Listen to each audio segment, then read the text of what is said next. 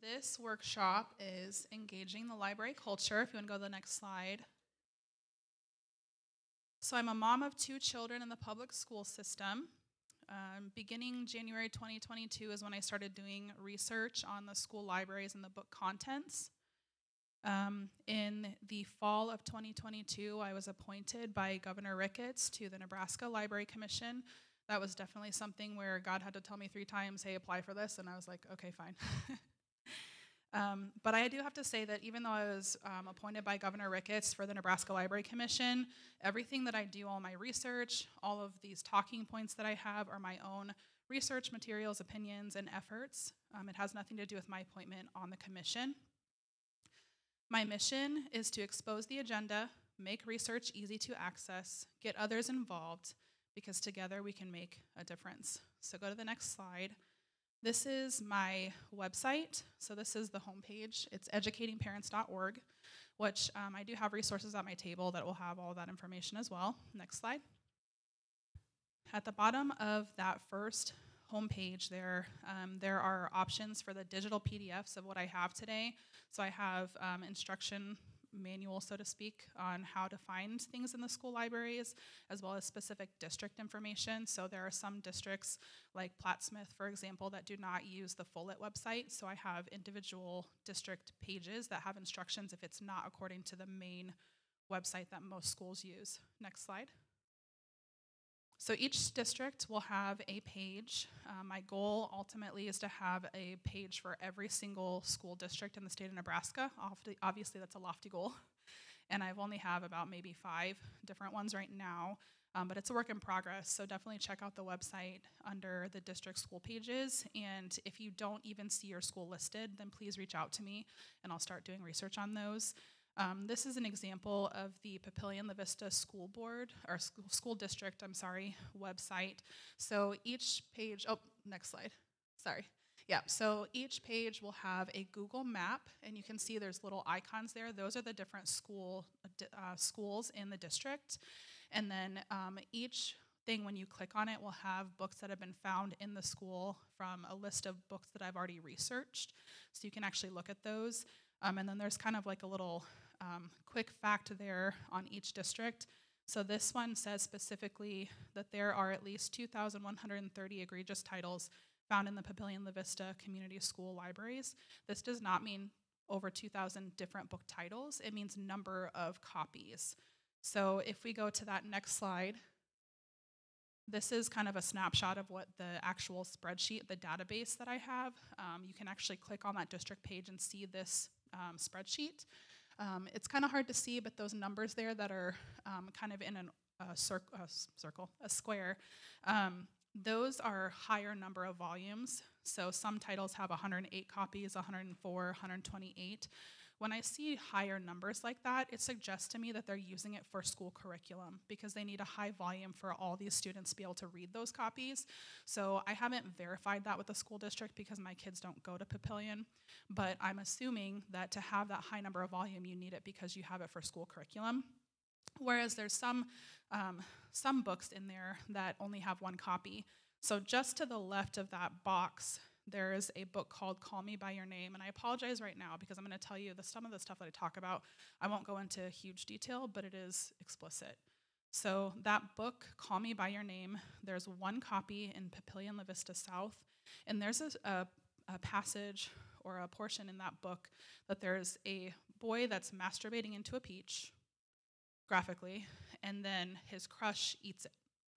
And there are some things that I just want to throw up when I read these things. It's pretty taxing for an adult who is a healthy, grown adult to read these things. I can't imagine what children are having to do and how they're handling it in schools. So the next slide, we need to talk about the library culture. One thing you have to understand is the library culture is very tight-knit. The librarians and things like that, the staff members that work in libraries are very tight-knit, just like teachers. They band together. So the American Library Association, think of them kind of like the overall arching organization, whereas like teachers have like the overall National Teachers Union. The American Library Association is kind of associated like that. They provide a framework of policies, talking points, legal counsel for libraries across the United States who are in their membership. It's the overarching organization, but here in Nebraska, the state chapter is Nebraska Library Association. And this is what the American Library Association has to say. Intellectual freedom is the right of every individual to both seek and receive information from all points of view without restriction. It provides for free access to all expressions of ideas through which any and all sides of a question, cause, or movement may be explored. Next slide. So they got together and they put what they call the Library Bill of Rights together. Currently there are 7, so it's kind of hard to read the font at the bottom, but basically it was originally adopted in 1939, and then over time they had amendments. In 1996, the inclusion of age, the word age, was reaffirmed in 1996. And so we're going to talk about number 5 out of 7 today. If you go to the next slide. In 1996, so the council got together and they said, we're going to make sure we reaffirm the word age in these Bill of Rights. And number 5 is a person's right to use a library should not be denied or abridged because of origin, age, background, or views. So in that same time frame, because it was January of 1996, in that summer, there was a journal, Library Trends, which is a quarterly peer-reviewed academic journal. It was founded in 1952. They published that summer, the whole theme of that journal for the summer of 1996 was the Library Bill of Rights, not Nebraska. So remember, the word age was reaffirmed during that time. And Shirley Wiegland, whom at the time was a professor in the University of Oklahoma's law school, was tasked to bridge the worlds of law and librarianship and to capitalize on her own research concerning state laws governing the disposition of library records. So one of these authors of one of the articles there in that journal was from Shirley, and this is what she says. How can one possibly reconcile the Library Bill of Rights with current legal principles concerning minors? The library policy would give free, unrestricted use of the library and library materials to minors to the same extent that it gives adults. But the legal system recognizes a clear distinction between the two groups, refusing to provide to minors the same rights guaranteed to adults.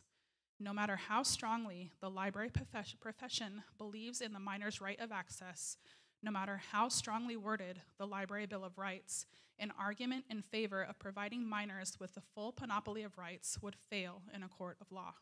Next slide. So she continues, but the fact that the library's document promises more than it can deliver should not be condemned for that reason alone. After all, governmental actions can certainly provide more protection than the Constitution requires. They simply cannot provide less. The Constitution serves as a floor, not a ceiling. What may legitimately be condemned, though, is a false representation that the Library Bill of Rights serves as a legal guarantee or as an accurate reflection of current legal doctrine. So, if the Library Bill of Rights is at times unhelpful to library patrons, which are you guys, what good does it serve? More likely than not, it is designed for an audience of professional librarians.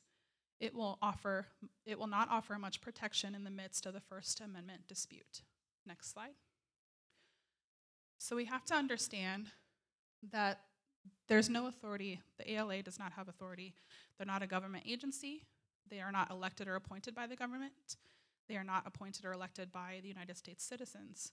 They simply do not have statutory authority. There is no legal standing behind the Library Bill of Rights. It may be an aspirational set of principles, however, they mean nothing outside of the ALA membership. So to you and I, it doesn't mean anything, but to these people who are part of the ALA membership, it means everything. And that's going to be those talking points that they'll have. Next slide. So this is found on their website under book ban data. And I know it's kind of hard to see, so I'll read it. ALA does not consider weeding of an item based on criteria defined in a library or school district's policy to be a ban, nor do we characterize a temporary reduction in access resulting from the need to review materials to be a ban. Well, I would agree with that statement, because it isn't. And yet, we have Terry Cunningham Swanson in Plattsmouth Community School Board. When she was appointed, She made a motion to pull a small list of books to review them while they changed their school policies regarding library books. Instead of support, she received massive hate, threats, and even got recalled by the community voters. She was slandered, and yet if it were the other way around, according to the ALA, it would not be a ban. Next slide. The ALA argues that censorship or banning of books violates the First Amendment, and even sometimes, especially in the school libraries where minors are involved. They say prohibiting the free exercise thereof. Next slide. But on their own website, this is under their censorship section, they acknowledge that even with the First Amendment, there are certain categories that are not protected speech. Child pornography and obscenity are the main concern of those who are challenging books today, and those are not under the free speech protection. Next slide. One of the biggest arguments that I get is that when we're challenging books in the schools, taken as a whole, does it provide literary and educational value to the children? You are just picking a small part out, you're taking it out of context. Next slide. My argument is porn doesn't disappear if you read the whole book. There's still that issue, there's still that trauma that can happen with that one little passage. So I don't know if you guys are familiar with the movie Erin Brockovich. It was starring Julia Roberts. So they had, it was about Flint, Michigan, and they had a problem with the poisoning of the water. There was a scene where Erin Brockovich is talking to a mother and her children are playing out in the pool. And Erin is trying to talk to her and reason with her and talk to her about what's really going on. And the mom says, "Oh, but the doctor said it's fine. Oh, but so-and-so says it's fine." And she says, "But this company that's poisoned the water is the one who's paying for everything, right?" And she just pauses for a minute. And once she realizes the truth, she immediately runs outside and tells her kids, "Get out of the pool right now." She didn't ask how many drops of poison could potentially be in that water. She didn't think, "Oh, there's one, it's fine. Oh, two, maybe it's fine." She immediately pulled her children out of the water. And it may seem far-fetched to have this comparison, but simply put, reading the whole book does not take away the content that is harmful to the minors in the book, just because there is reading the whole book in context. There are so many more examples of books that children can be reading that do not have graphic, pornographic content and still understand the same concepts. Next slide. So on my table over there, I do have 3 different position papers from the American College of Pediatricians. The one I'm going to read here is from the one that talks about the impact of pornography on children. Children suffer many negative effects due to modern society's exposure to and acceptance of pornography. These negative effects include mental disturbance and unrest for the young school-aged child, including acting out and violent behavior. Because of its harmfulness to children, pornography must never be used as a tool to teach children human sexuality. For older adolescents and young adults, pornography teaches a false narrative regarding human sexuality and how men and women form healthy sexual relationships. It makes it more difficult for young men and women to form authentic, stable relationships. So the biggest question is, how are these books advertised in the libraries? If you go to the next slide, we're going to talk about book awards and honors. The American Library Association gives out many awards to authors and illustrators. These awarded books are encouraged by the librarians as good reads because of the accolades they receive. Some librarians may even set up prize options for reading a specific number of these books. So the example I have is the Nebraska Golden Sower Award.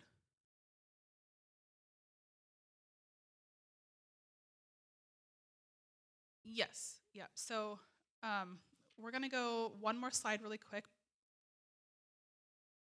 Oh, you know what? The ones that you're thinking of, they're a little bit further down, so we'll skip that section. So the next slide, this is Bathe the Cat, and this is one of the current for this year picture book nominees. Not every book of concern is pornographic. Just like we talk about in the Bible, line upon line, precept upon precept, children's picture books will start out subtle as they slowly introduce an agenda. So if you look at Bathe the Cat, the description says it's cleaning day, but the family cat will do anything to avoid getting a bath.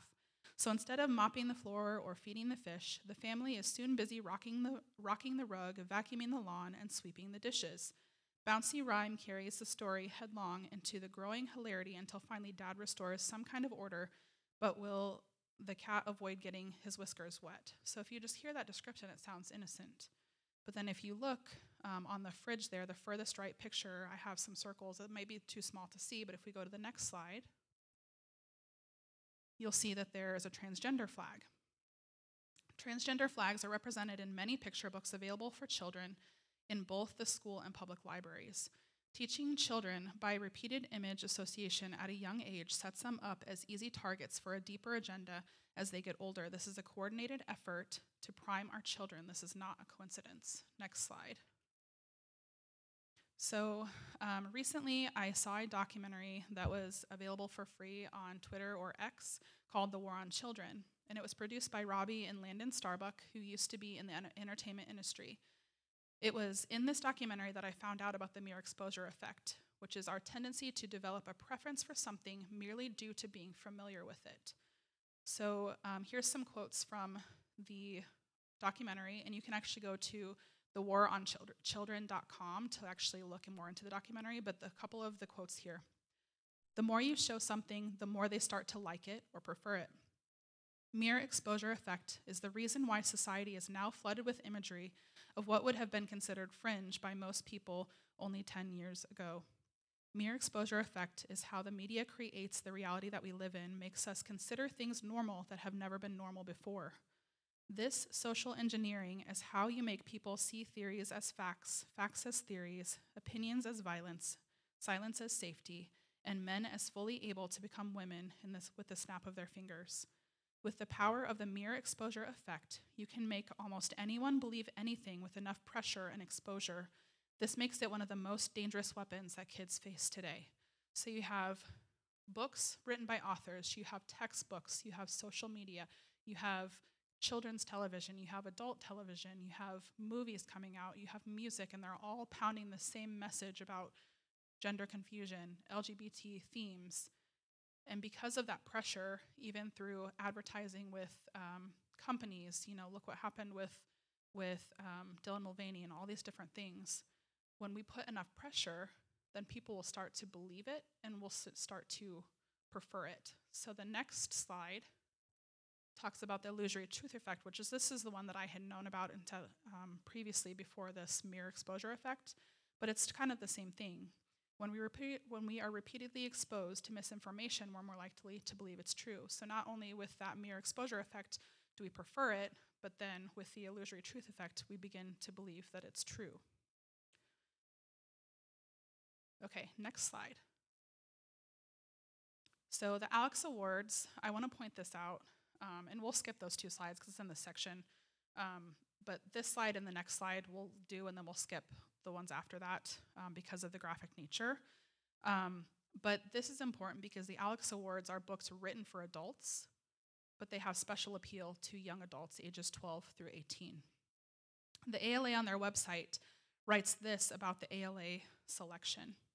The list is prepared for librarians to use with young adults, and annotations will be written to attract the teen audience. It is a general list of adult titles selected for the demonstrable appeal to the personal reading tastes of the young adult. So let me say that again. Annotations will be written to attract the teen audience, but they're adult books. Don't be fooled. Young adult does not exist. You are either a juvenile minor or an adult. And we'll see that in the next slides here. So go to the next slide here. We're not gonna look at it very long. This is not the most graphic of this book, but it's enough so you can see it, that there are things in this book from the Alex Awards. So we're gonna go 1, 2, 3. We're gonna skip 3 slides. Okay, so then young adult. Let's talk about young adult. So in the previous slides, we learned about the Alex Awards, that they're written for adults, but they are targeted for ages 12 to 18. Next slide. So we have 2 things here. On the left side, it says young adult fiction, or YA, is fiction written for readers from ages 12 to 18 years of age. The term YA was first used regularly in the 1960s in the United States. The YA category includes most of the genres found in adult fiction, with themes that include friendship, sexuality, drugs and alcohol, and sexual and gender identity. So look at there, it says that it was first regularly used in the 1960s. Can anybody think about what else happened in the 1960s? You've got removal of prayer from schools. You've got a youth movement known as the hippies. You've got the summer of love.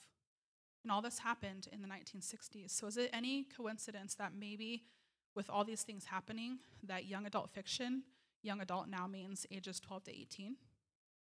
I don't think that's a coincidence.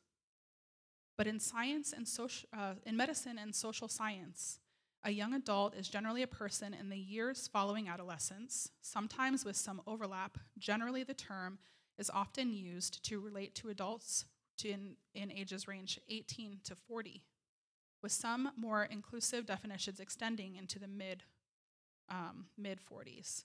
So you have science and medicine that say young adult is ages 18 to 40, yet we have literature that classifies young adult as ages 12 to 18. There's a disconnect there.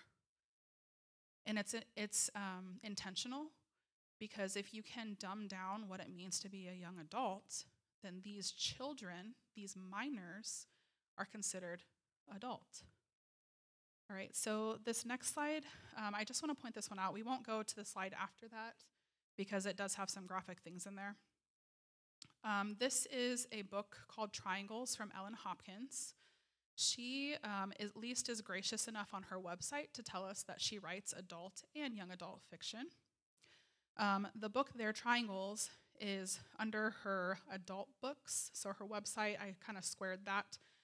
Triangles, Collateral, Love Lies Beneath are adult books. I have found, and I can't remember at the moment which schools, but Triangles and Collateral have been found in the high schools here in Nebraska. One thing I wanted to point out about Ellen Hopkins is that, yes, she's upfront about it, but not all authors are. So this book right here, I don't know if you can see it, it's Tilt. So on her website, it says, "Please be advised that my novels for adults contain very mature content. For book clubs, consider reading both Triangles, which is the adult version, the adult viewpoint, and Tilt, which is the teen viewpoint, which offer adult versus teen viewpoints of the same set of circumstances."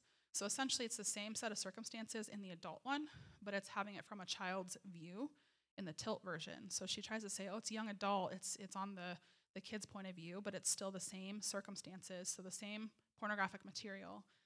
This book that I'm holding specifically, I went yesterday to the Columbus Public Library to go print off a couple of signs for my table, and this book was available for, quote, sale in their bookshop with a free will donation, and I found this on their shelf.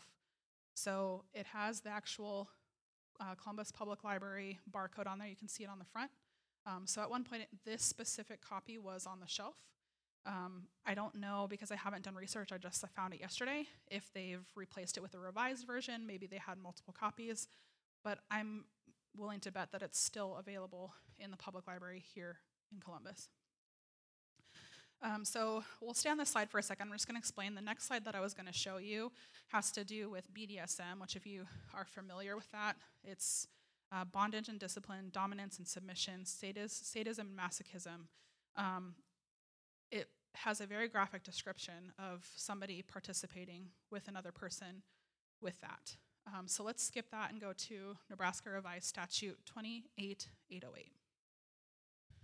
So this is the statute that we need to know. So write that down if you don't already know it. This is obscene literature and material, sale to minor, unlawful penalty. It shall be unlawful for a person knowingly to sell, deliver, distribute, display for sale, or provide to a minor, or knowingly to possess with intent to sell, deliver, distribute, display for sale, or provide to a minor. Next slide. Oh, yeah. And you know what? I have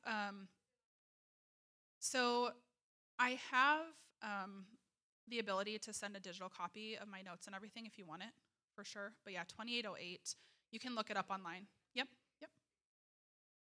So for this slide, I have two highlighted portions. That first one is section A. With that, it talks specifically about the visual stuff. So picture, photograph, drawing, sculpture, motion picture, film, similar visual representation. And that second section, B, is the written stuff: book, pamphlet, magazine, printed matter, however produced, or sound recording which contains any matter enumerated in this section. So what they're looking for, or what is included in this statute, is a visual representation or image of a person or portion of the human body or any replica, article, or device having the appearance of either male or female genitals, which predominantly, pruriently, shamefully, or morbidly depicts nudity, sexual conduct, sexual excitement, or sadomasochistic abuse, and which, taken as a whole, is harmful to minors. If you go to the next slide, this is the Black's Law Dictionary. So this is like the law dictionary that attorneys use, that judges use, people in like that field. So child, according to the Black's Law Dictionary, an unemancipated person under the age of majority. Juvenile, someone who has not reached the age, usually 18, at which one should be treated as an adult by the criminal justice system. We actually have in Nebraska revised statute 43-2101, and that is the statute that says that in Nebraska you have to be age 19 before you're considered an adult. So here in Nebraska it's 19 instead of 18, but going back to that definition here of juvenile, someone who has not yet reached the age at which one should be treated as an adult. And then minor, someone who has not reached the legal full age. So that means here in Nebraska, a minor is somebody who is birth all the way to 18. It's not until you're 19 that you're an adult. And again, I want to remind you kind of what we talked about with the young adult literature, that they're trying to classify a young adult as 12 to 18. So really, they're deceiving people, and they're frameworking your mind to think adult, adult, adult. It's almost like you don't hear the young part, you don't hear the young adult part.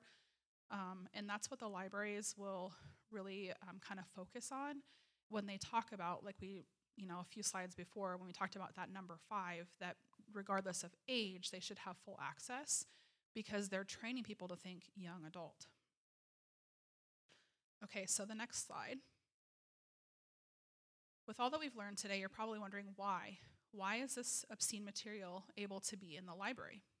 And this is not just the school libraries, this is the public libraries that there is access. So the next slide here, most states, I don't know the exact number, to be honest. I don't know if it's all 50, but here in Nebraska we have an exemption to obscenity. So this is revised statute 28-815, prosecution and defense. So let's go to the next slide because we might be able to see it a little bit better.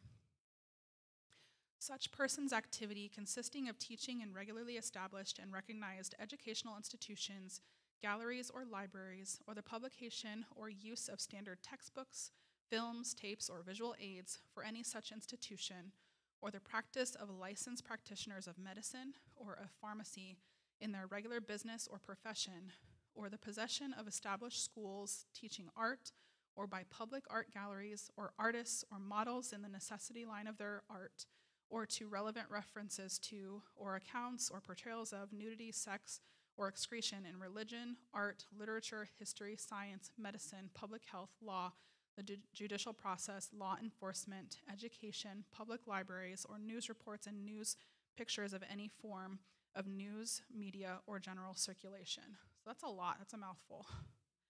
Originally, when exemptions for obscenity were created, they were created for the medical community, for medical colleges and universities who had to teach about the anatomy of the human body and the textbooks and images needed to properly educate their students. The purpose was to educate the students to be able to perform their duties in the workforce. However, over the years, this has been watered down and twisted because of court decisions and legal precedents. So here we see in the exemption use of standard textbooks, films, tapes, or visual aids. The argument from the opposing side will say that children are going to hear it anyway.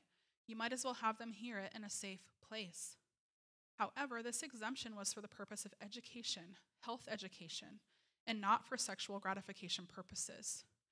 Education gives facts and even anatomical images, but not in a sensual way. There is no eroticism intended or portrayed. This is not the case for the majority of books that are causing parents to want to go and speak and challenge these books in the school and public libraries.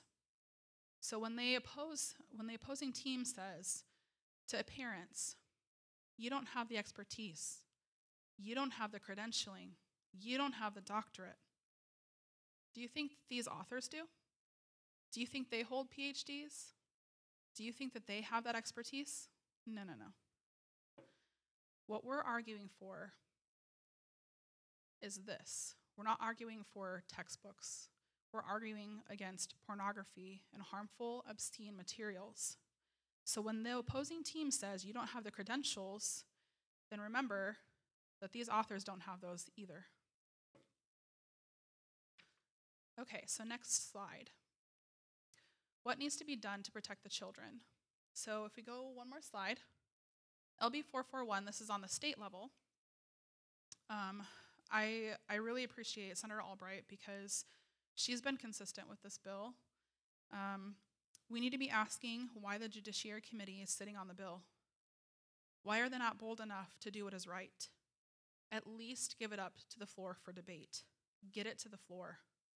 Quit allowing bullies like the American Library Association on the national level, the Nebraska Library Association on the state level, to influence their decision. Why are there not more names attached as a sponsor of this bill? When I've heard personally multiple senators tell me that they're concerned about what's going on in the school library books and they appreciate all the work that I do, why are they not signing their name to this as a sponsor? This bill has been, I know for sure, 2 legislative sessions. I don't know if it's been more than that, but Senator Albright has put it in and it's been stuck in Judiciary Committee each time. And so we have a chance now, when it comes up in this session, to urge these senators to get it to the floor, at least get it to debate. Because a lot of people may not follow the legislative hearings, but they'll follow the floor debate. So then that will give more awareness to what's going on and the need for this bill. But I have hope because more people are awake and aware and concerned now than before. So we need to pray together and get involved to help this bill get passed into law. Next slide. On the State Board of Education level, recently Kirk Penner put out a tweet that said, library media rule changes, remove yearly required library purchases and prevent sexually explicit material in schools, defined by State Statute 28-1463.02 as used in the Child Pornography Prevention Act board vote in March. I was in love with this document. I think it's fantastic. A couple of things I wanted to point it out so that way you don't have to, obviously I don't have it for you to read now, but remove sexually explicit materials from the library. It'll remove requirements to order a specific number of titles ordered each year, so the focus becomes quality, not quantity. It clearly defines pornography and sexualized content. It requires districts to let the public know that the library catalog is public information, and that the catalog must be accurate and up to date. And it also will require an exact web link, an exact website that the district superintendent would have to provide at the beginning of each year. I'm telling you, that will make my job so much easier because most of what I do is I show people this is where it is, this is how you find it. It kind of outlines the review process for complaints against the district for violation of these established rules. And it gives the State Board of Education the ability to remove accreditation of schools found in violation of these rules. If you're able to show up to the State Board of Education meeting in Lincoln, right, on March 8th, then Kirk Penner, Sherry Jones, and Elizabeth Techmeyer could really use your support. You don't have to speak, but be a presence in the room. But if you want to speak and be on record, I'd like to think that it's a stronger case for them. One of the things that kind of made me nervous at first when I started speaking out was going and being seen and being heard, which is funny because a lot of people want to be seen and heard. But people like me, people like Sherry, people like Kirk Penner, people like Senator Albright and Senator Lippincott, like we don't wake up in the morning and think, oh, I can't wait to be slandered today. We don't purposely go in there knowing that there's opposition, knowing that it's ruthless, just for feels. It doesn't feel good a lot of the time. There's a lot of opposition. There's a lot of anger and hatred on both sides. We do it because it's right. We do it because we want to protect the children. Okay, next slide. So how can you find out what's in your school library and how do I search for myself? If you go to that next slide and pull out your phone, this is a QR code for a Google folder, and this has all the PDF versions of what I brought today. So there's the general pamphlet, I guess you can call it, that's going to have the Follett website, which a lot of the schools will have that, but other districts do not have that specific website that they use because it's all third-party companies, and as far as I know, they can pick their own because I've found 3, maybe 4 different companies that people have used. So if your school does not have that specific Follett website, I have some districts that I made a specific page for them. So there's West Side, there's Plattsmouth, Ralston, a couple of places that I've already looked into that don't use the Follett site. So I have specific instructions for that district, and you can find it there. If for some reason that it makes you log in with an email, go ahead and do it, and I'll make sure I approve it. But it should be everyone who has that link should be able to access that.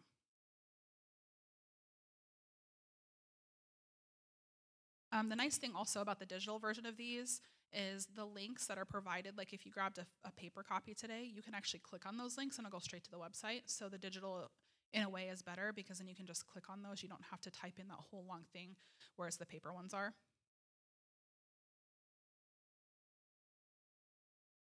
Okay, so if you want to go to the next slide.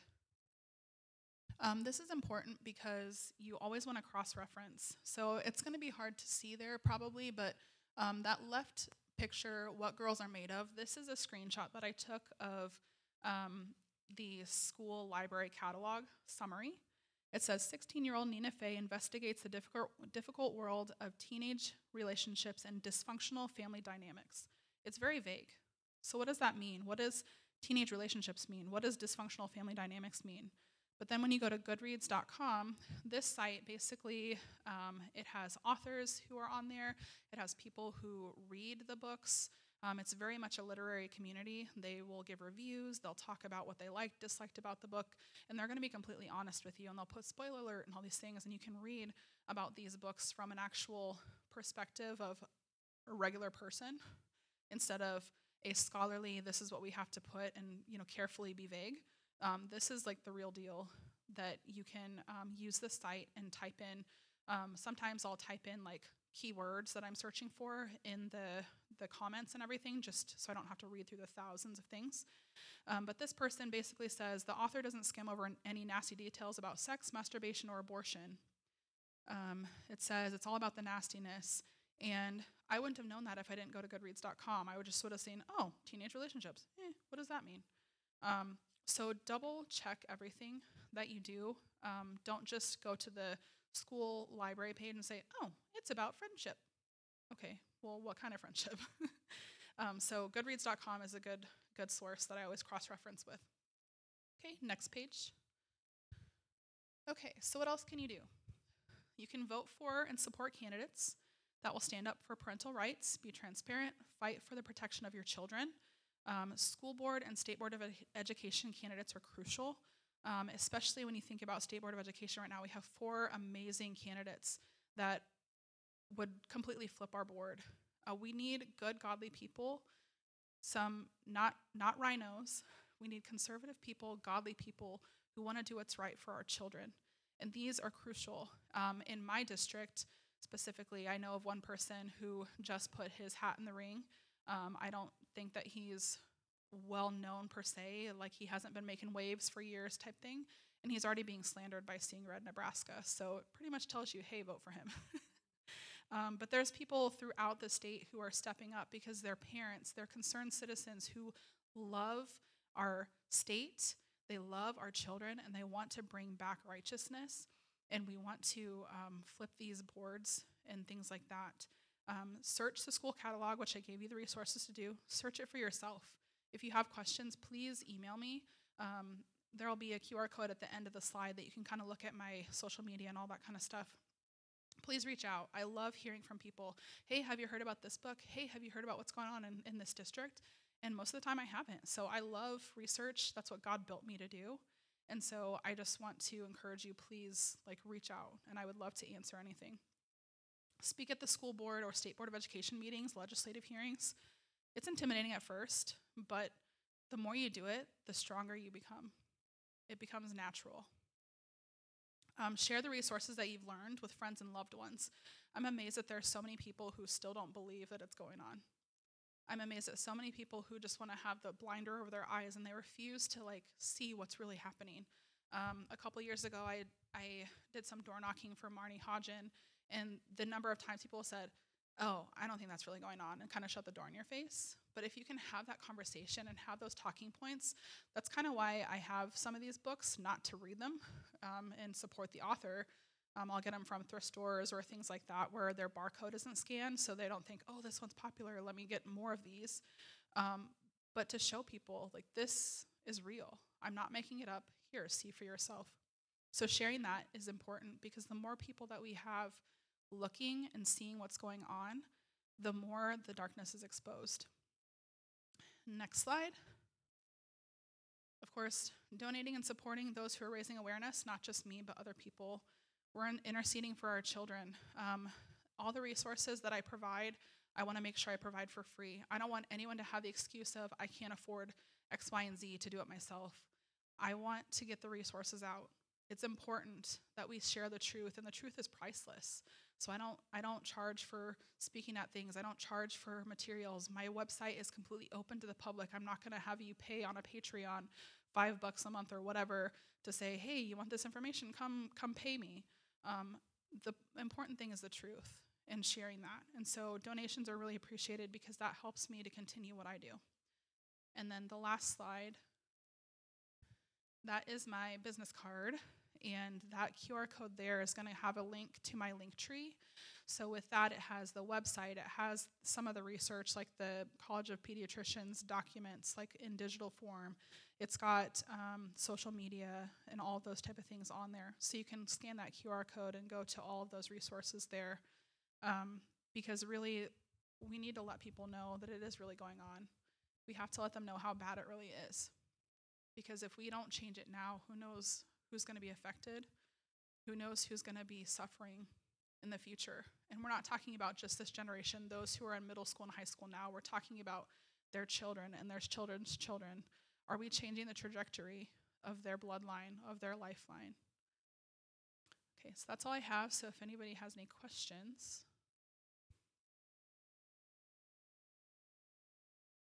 Okay.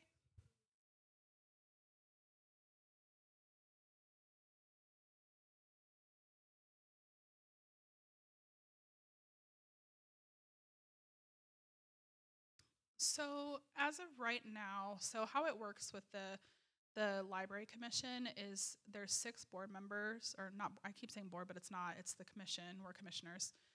So there are 6 of us, and then it's appointed by the governor, and there's 3 that are up in 2024, and then there's 3 that'll be up for reappointment in 2025, which is I'm one of the 2025 ones. So right now we have the opportunity to get 3 more because of that, but we also had one recently from like my 3 that moved to a different state, and so that position's open. So potentially we have 4 positions right now. As it stands, I don't 100% know where they are voting wise, but I've seen enough to know and heard enough to know like where they stand as far as censorship or whatever, things like that, and freedom of speech and all this kind of stuff. I know enough to know that we're not seeing eye to eye. There's one person who will be up for the 2024, and he's going to be termed out because you can only do 2 consecutive terms. So he, I would say, probably leans more to the right, but he's not vocal.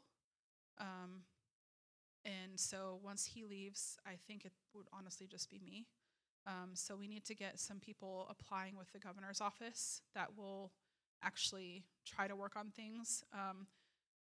I've been in it for a little bit of time, obviously over a year, but we only meet 6 times a year. So it's not like we're doing it every month or, meeting on a regular basis. It's once every other month.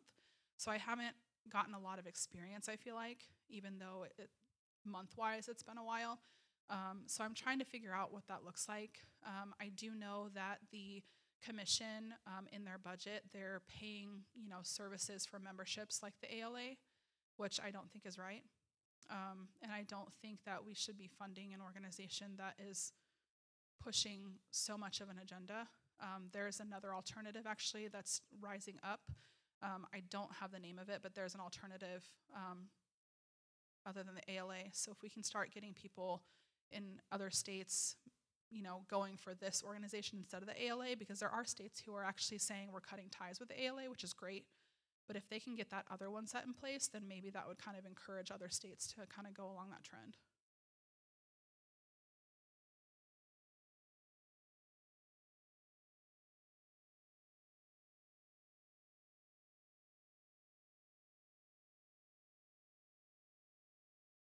Mm-hmm.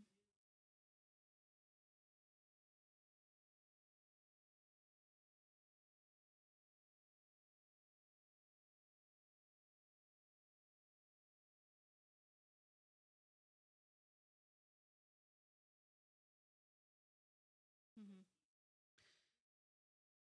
Yeah, yeah. So the question was how are librarians picking these books if they have to have the 75 to 150 books a year? Obviously, not every librarian. I'm not saying that everyone's out to get our children. Okay, that's not what I'm saying. What I'm saying is there are some people who are completely sold on the agenda. They've sold into the narrative of the Library Association. So some of them do know what's in the books. But I would say a lot of them, because they don't have time to read every book, they're going to be looking at trusted, and I do quotes because I don't know quite yet. But you've got like the school library journal. You've got other publishings that say, hey, these are the top 10, for summer of 2023 or whatever. They're producing these reviews, and you'll see some. I don't know if this one has it. No. Some books you'll see on the back, it'll have reviews, instead of like an author thing, it'll say a school library journal or a Kirkus review, other things like that, where they're looking at these different publications that are doing the research for you, and then you just are picking from that list. Like, maybe that sounds good. Maybe that sounds good.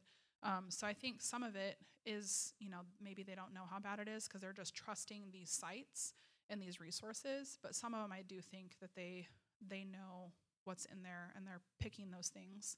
I don't think it's necessarily out of spite, but I think that they're trying to stay current, and I don't know, maybe they're just trying to stay woke. Those are good questions, though. Yeah, absolutely.